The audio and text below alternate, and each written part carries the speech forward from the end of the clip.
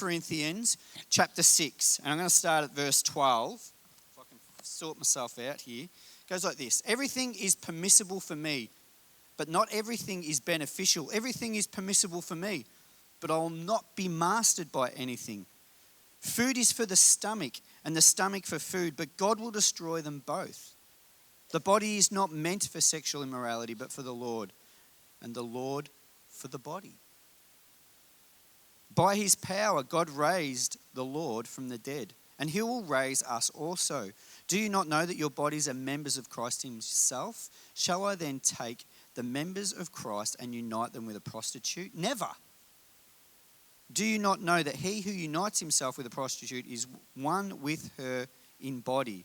For it is said the two will become one flesh. But he who unites himself with the Lord is one with him in spirit. Flee from sexual immorality. All other sins man or woman commits are outside of his body, but he who sins and she who sins sexually, he who sins sexually sins against his own body. And women, you too. I'm reading a very male version here. Do you not know that your body is the temple of the Holy Spirit who is in you, whom you have received from God? You are not your own. You were bought at a price. Therefore, honour God with your body. We've been talking about different ways that we honour. iPhones changed the world. Very, very powerful piece of equipment right here. Can anybody fathom how we survived 20 years ago without one of these devices? Sorry? 3310. That's how we survived. Can't do your banking on a Nokia 3310, Caleb. I can't find my way around the Gold Coast with a 3310. I can't send photos with a 3310. I can't make film clips and share them instantly with an entire church on a 3310. This is powerful. I can't check the footy scores on a 3310. I can't listen to music on a 3310. Emails. Okay, there was a phone book and a calendar on it. Banking, Centrelink. I can log in and check my Centrelink on this little thing. Did you know this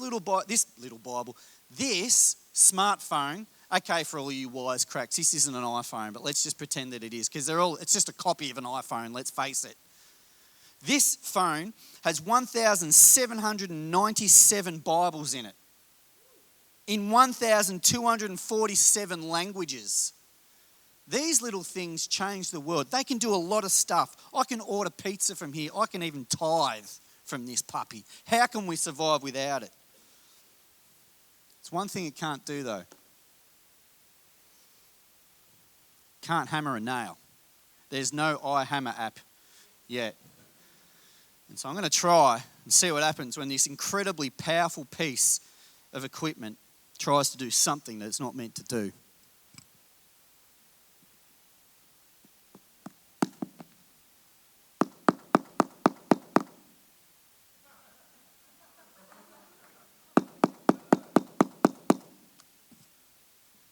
It's hammered the nail in, but I've also smashed the screen. It's dead. Wasn't meant to hammer a nail in. Incredibly powerful, incredibly useful. All of those wonderful things, but incredibly useless when it's misused. And what happens when you misuse it? It breaks, malfunctions, and it doesn't work. And this isn't even going to work as a play phone anymore, kids. Sorry. It's finished. That one's straight for the bin.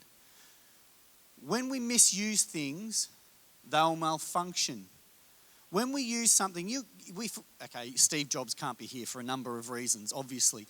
But I'm sure he could tell us what that thing could do, even more than we even know about. But it cannot hammer a nail. Misuse goes to malfunction.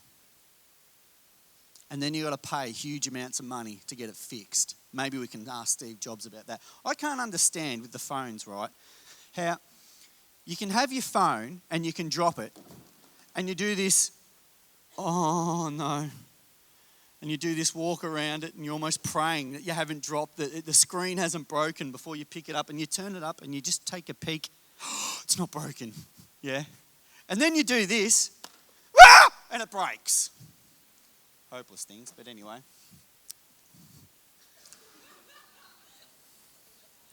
The Bible is really, really clear, yeah? God designed us. God created us with a purpose. He is the designer and manufacturer of all of creation. All of creation. And He's created it with a purpose. It's mind-blowingly complex, the earth that we live in. Outrageously complex, yet all of it is designed with a purpose and for a reason. And He told us how it's best to be used. He knows what is best. As Steve Jobs knows how to work one of those things, that one, because it's super old, He knows the most out of it. God knows what is right for the creation that He created. And when He created humanity, He created us with purpose. He knows how we're to function. He knows why we're to function. And He knows what we're capable of in a great sense, in a good sense. He knows all of those things. And so He puts boundaries around us about how to best get what you were created for out of you. And the whole story of God's interaction in the world is this restoration of restoring creation from what happened at the fall to restoring it to the fullness of what it can be. And one day the whole earth will be restored. And this is what all of this is about. God says in Genesis chapter 1 about humanity, He said, when He was making you and me, He said, God said, let's make mankind in our image, in our likeness, so that they may rule over the fish of the sea and the birds of the sky and over the livestock and all the wild animals, all over the creatures and over all the creatures that move along the ground. And so God created mankind in His own image. In the image of God, He created them. Male and female, He created them. You know, He's made us with a combination of dust and spirit. I don't have time to go in it, but He breathed into us. It's pneuma. He breathed His life into us. We're the only part of creation that He created with His spirit, that He brought to life by breathing His spirit into us. He gave us abilities that go beyond the capabilities of the rest of creation. He made us so unique. He made us rational beings that can come to logical outcomes and conclusions. He made us with the ability that we can think three-dimensionally. Example, how to manipulate things to an outcome that you want. That's thinking in a three-dimensional kind of way. He created us to be creative like Himself, to live with creativity. Nothing else is created in that sense. We've been given a purpose that goes beyond any other thing that He created in this world as being humanity. We're more than simply physical beings, because everything else that we see on earth is physical in a sense, but we're more than that. We're relational beings, we're emotional beings. Sometimes we're a little bit too emo, and we're sexual beings, and that's how He created us to be. And that's the way God intended it to be. Created us in many different facets. Sexual beings being one of them. God created sex. He's not as dreary as some may claim Him to be. He created us and it for us. Popular culture didn't create sex. Hollywood promotes it a lot.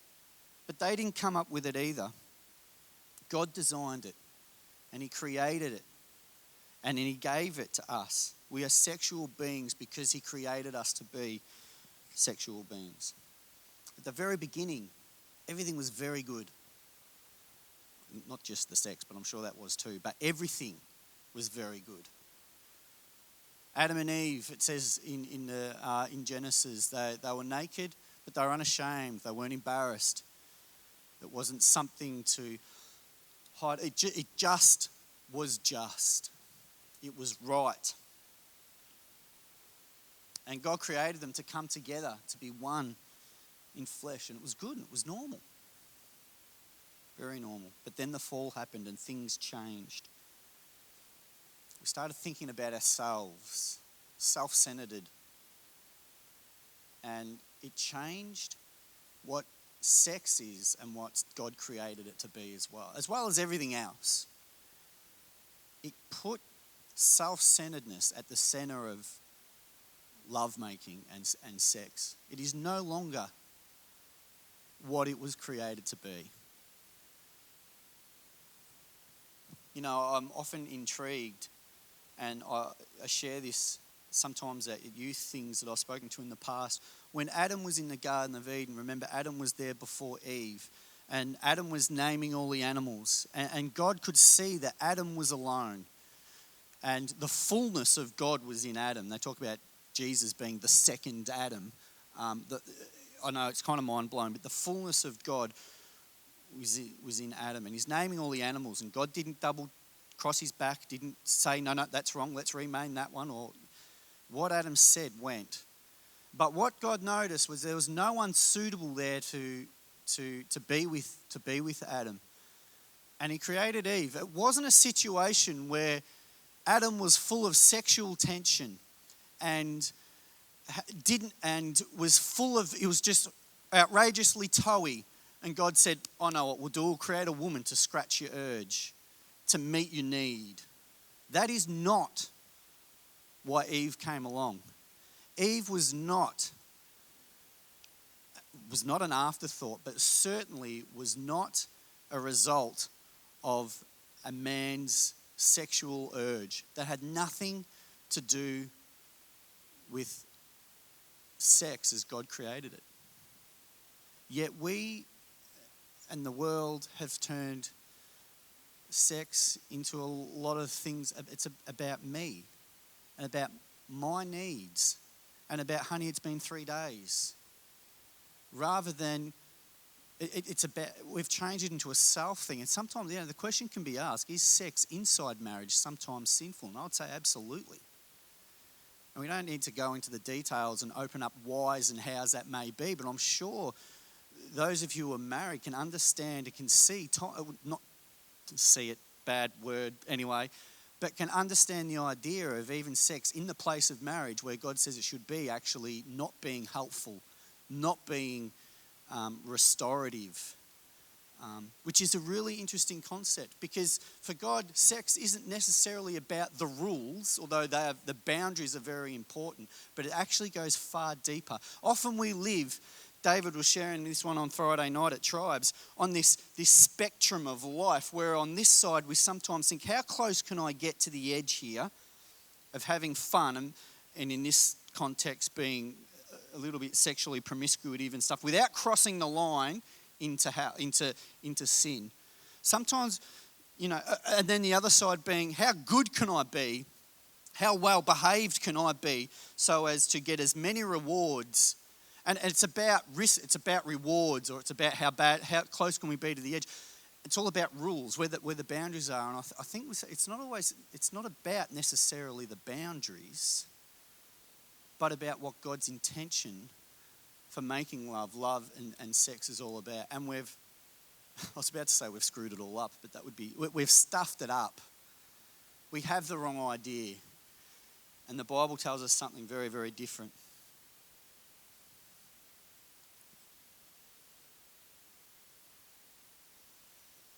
It went from being something that was right, just and pure, without even thinking about it, to something that without thinking about it is very not right, just and pure. Sex became something, instead of being something that was very normal and very natural and very much one part of many ways in which in facets of life, to being something that actually we have to be responsible for and hold carefully, because if we don't, we misuse it. Is now something we have to strive to keep in the realm of God's intended use. It doesn't happen naturally anymore. The right way doesn't happen by itself. It takes an effort. It's a responsibility. So the world's take on sex hasn't changed in a very long time. The passage I just read before, 1 Corinthians chapter 6, Corinth was known for its temple and for its worship of Aphrodite. Thanks, one chap. So Aphrodite, who is she? She's the goddess of love, beauty, pleasure, passion, procreation. She's the patron goddess of prostitutes of all kinds. There was a significant temple. There were two significant temples in Paul's time. One was in Ephesus and the other one was in Corinth. It's a significant temple. It's been said that there are over 1,000 prostitutes with part of that temple that were part of how you worship the god of Aphrodite. It's kind of a big deal. There's a question around when that temple and Aphrodite's worship and devotion was at its peak. Was it in Paul's time? Was it earlier? There's questions about that, but there's no doubt about it. Sex was big business in Corinth, as it is today on the Gold Coast. It's big business. Like the rest of the world, the rest of creation, sex had been turned on its head. So relevant. It's as relevant to us today as it was back then, and it was just as relevant back then as it is to us today, because the misuse is still the same. The world talks about sex a lot. And the world's got it all wrong. In fact, most of us learn about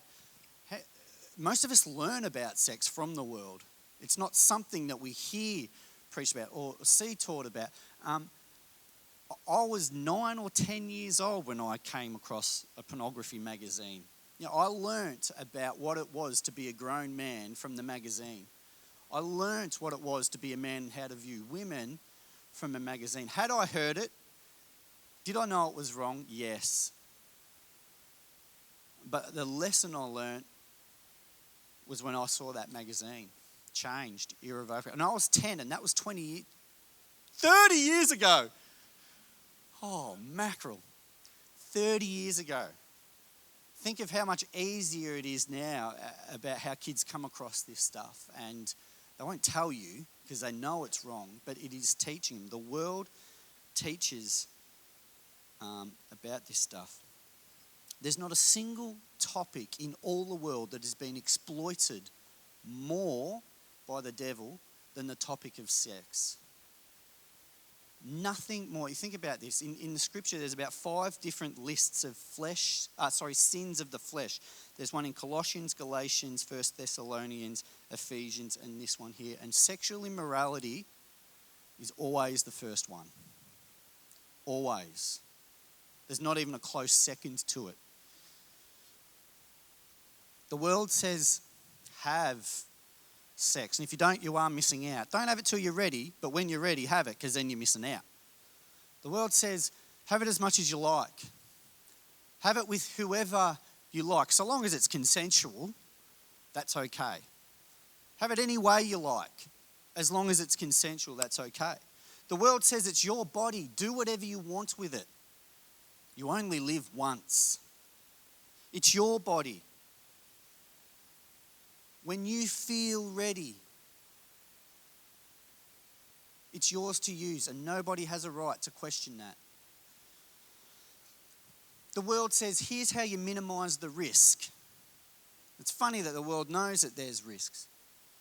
Here's how you minimize the risk of disease. Here's how you minimize the risk of pregnancies. Oh, and if you have an unwanted or an unexpected outcome of sex, here's who you go and see to fix the problems. This is what the world teaches. Nothing is too hard when it comes to your sex life, and especially as you're growing up and as you're a young person. And if you're not sure, we've got some amazing counsellors that can counsel you in the ways of what you need to be more confident. Now, this is pretty normal stuff. Certainly not at Hillcrest. Public schools in Victoria, if you've got a sex question or you're not sure, you'll be very quickly put into an organisation that'll make you more comfortable to explore and to make it okay. This is what the world says. The world calls all of that stuff fun.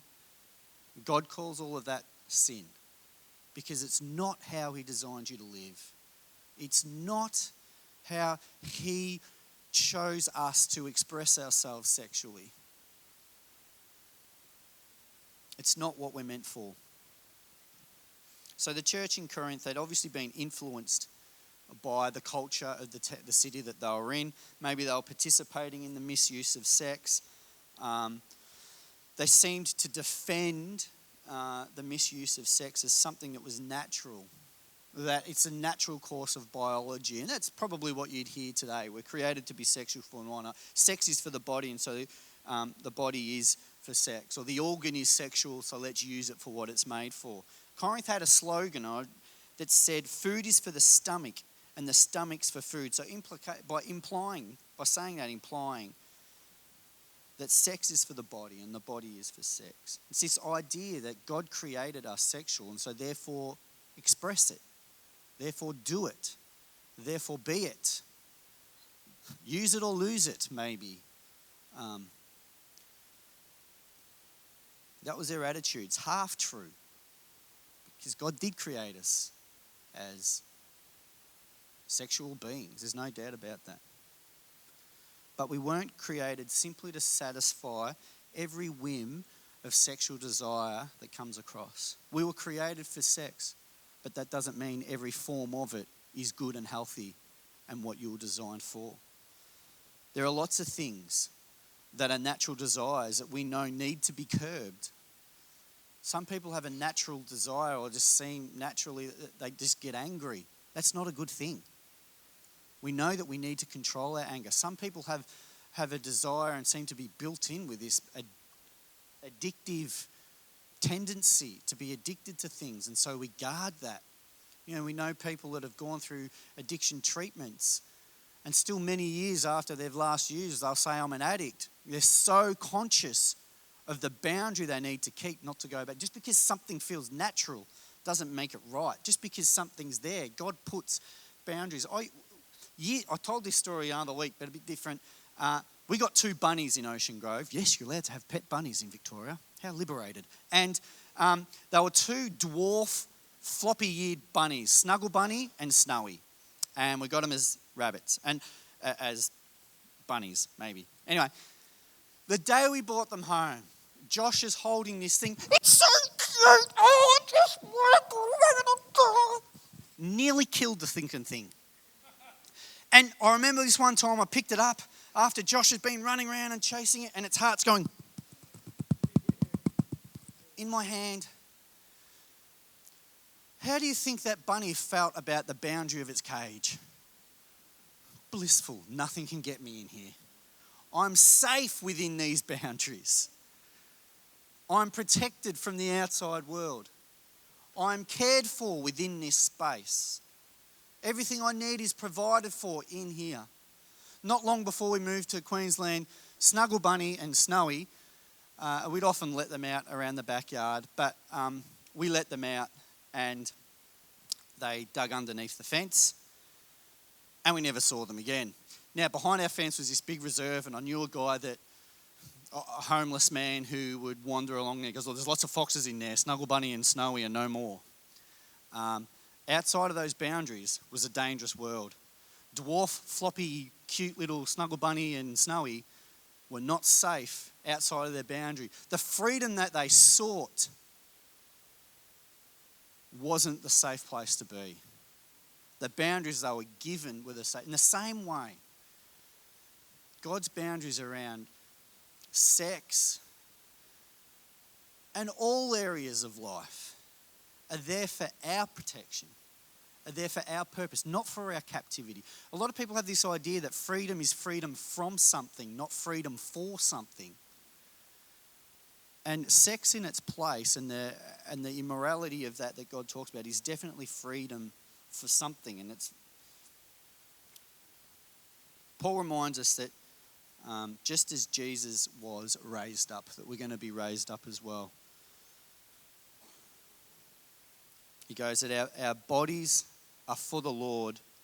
How's this? In response to Paul saying, you say food is for the stomach and stomach is for the food. In response, Paul goes, our bodies are for the Lord and the Lord for our bodies. It's a very interesting thing there. And he talks about we'll be raised again. And there's something in there about this resurrection body. There's something about how we treat ourselves. When he goes, you sin against yourself, you sin against your body. There's something, and we don't have the words, there's still a mystery around this about how we use our bodies, how we disuse it, misuse it. There's a legacy of that. And we don't have a lot of language around that. Jesus, the whole point, Jesus is saying here that as a Christian, we belong to Jesus. We are part of his body. He talks about being united with a prostitute. Can you imagine for a moment? Now, I don't believe in holy spaces. This church, God does not live in this church. He lives within us, and we come and fill this place. The building's not important. Remember, Jesus came to get rid of the buildings to put God into us. But could you imagine how abrasive, how offensive it would be if we had a pornographic movie on in the loud music here about how defiled in a sense that we could feel that this whole place has been. And in a way, Jesus lives in the theatre of your own life. Todd White says this. He sits there in the seats looking at the screens through your eyes, knowing your thoughts. And when he says that we have been united with Christ, he says later on that your body is a temple of the Holy Spirit, that God resides in you. So way more poignant than him residing inside this building. That the Holy Spirit is in you, that God has imparted himself into you, and he sits in the theatre room of that and you unite yourself, in this context with a prostitute, but anything sexually immoral. He's sitting in the theatre of your life. It's incongruent. Sexual immorality and living a life as a follower of Jesus. You know, as a Christian, we don't simply follow him in spirit. God is not with us only when we pray, only when we worship, only when we're in church. Being a Christian is about being a Christian spiritually and physically in the way that we behave and we love to do. Following Jesus, uniting yourself with a prostitute, uniting yourself with sexual immorality in any form, is incongruent. Jesus, it's like light and darkness. They can't go together. They don't mix.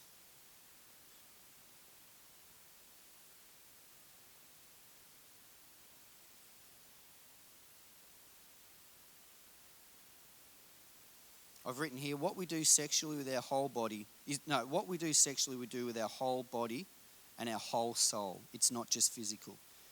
In the same way as what we are and do as a Christian is not just spiritual. You know, Paul says run to it. This stuff can destroy you. And this goes straight to the whole hog in that, you know, unite yourself with prostitutes. But it's the small things. Like I said, the devil uses this stuff and he pries it open.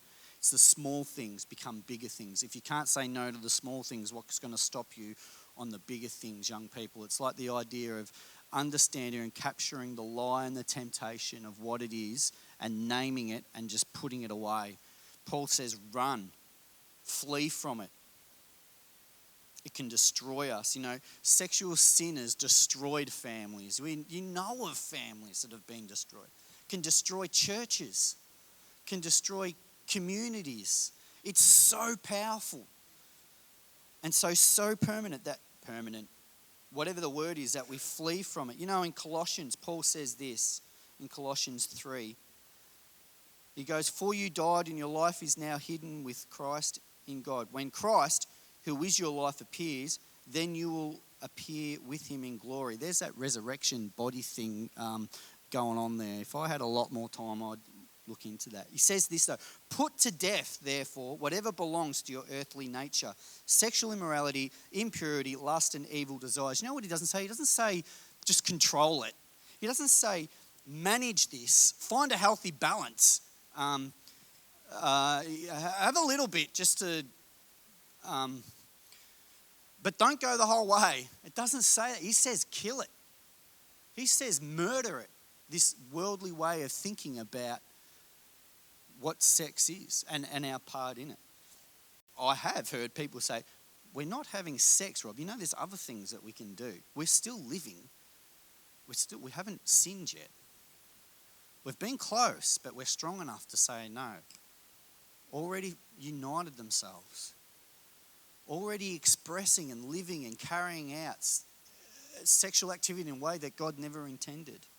I've heard people say it's consensual, but it's completely casual. It's only to fulfill physical needs. There's no emotion tied in this.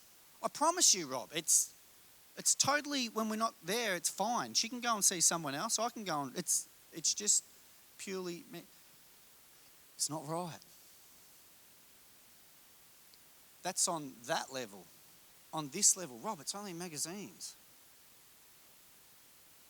Rob, I'm 15. Sometimes in Jesus' day, often they were married off and had 3 kids by the age of 20. But it's not okay. This stuff, flee from it. Get away from you. All of us know the things that can pull us down in immorality. Is it a book? I find it interesting that a book that one person can read it with genuine, responsible enjoyment, like anyone would read a book.